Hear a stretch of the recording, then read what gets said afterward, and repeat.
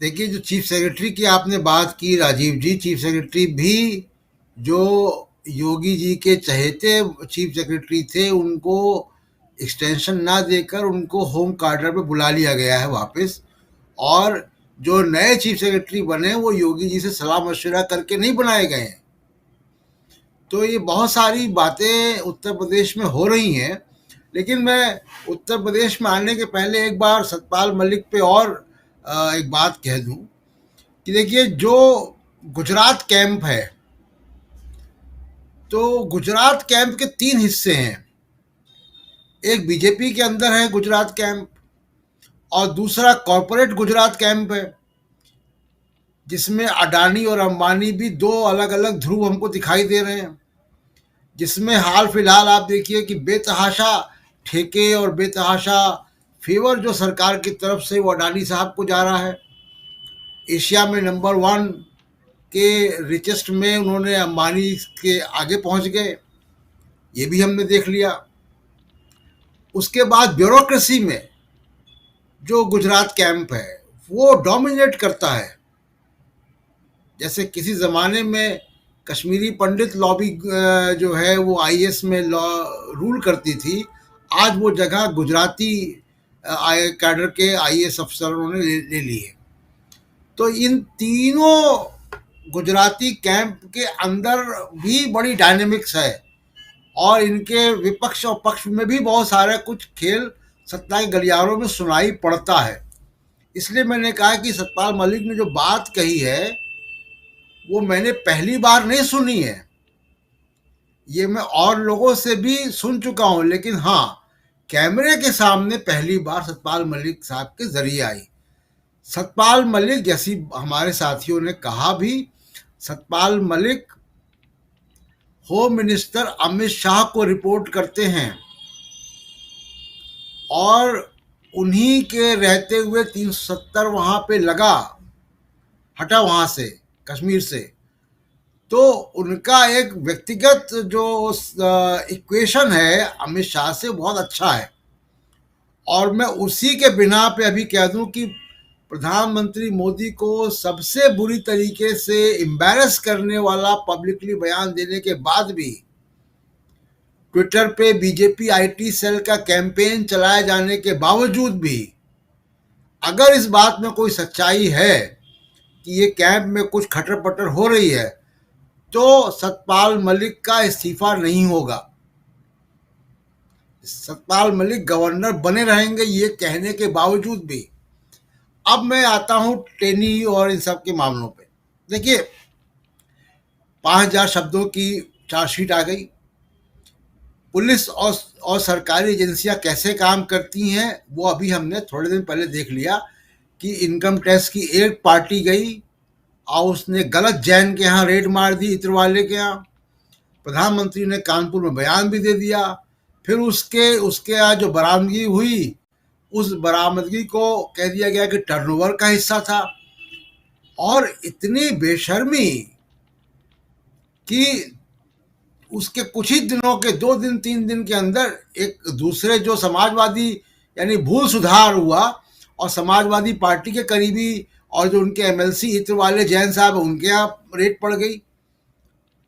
तो एजेंसियां इतनी बेशर्मी से एक पॉलिटिकल पार्टी के ऑर्गन की तरह अगर काम करेंगी इनकम टैक्स एजेंसी, तो आप क्या समझ रहे हैं कि उत्तर प्रदेश की पुलिस कोई बड़ी दूध की धुली है?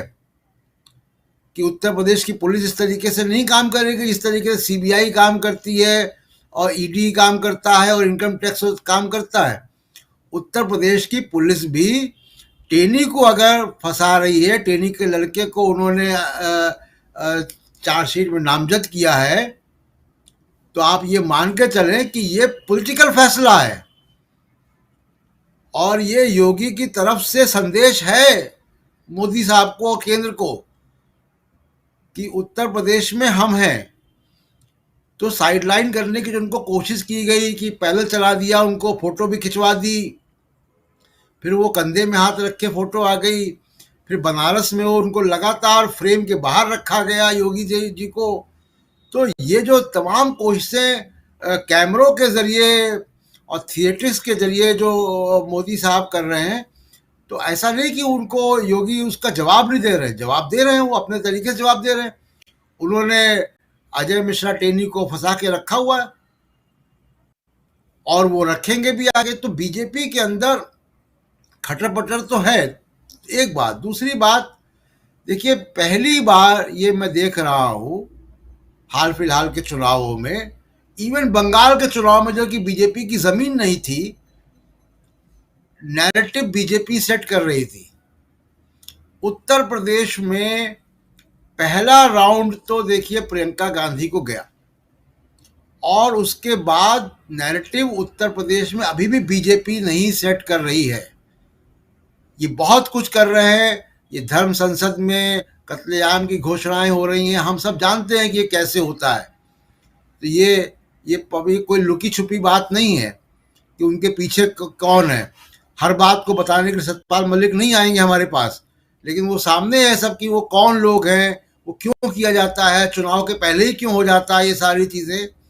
कि मुस्लिम महिलाओं को जो है वो हैरेस करने के ऐप आ जाते हैं, वो घोषणाएं हो जाती हैं, और प्रधानमंत्री जी शांत रहते हैं।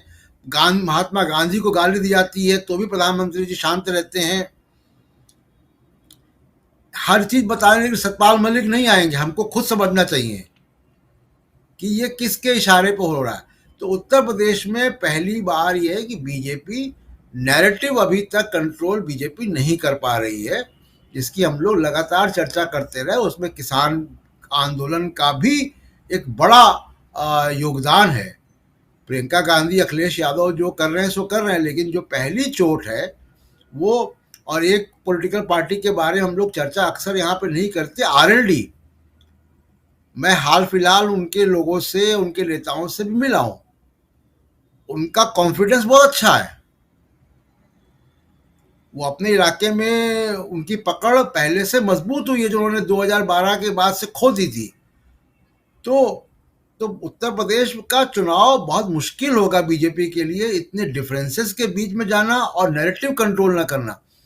साथ साथ मुझे एक आशंका ये भी है कि जिस तरीके से हरिद्वार में हुआ, जिस तरीके से रायपुर में हुआ, दिल्ली में हुआ, जिस तरीके की घोषणाएं हुई, इस तरीके का पॉइजन, कम्युनल हेट्रेड, ये फैलाने की और कोशिश होगी।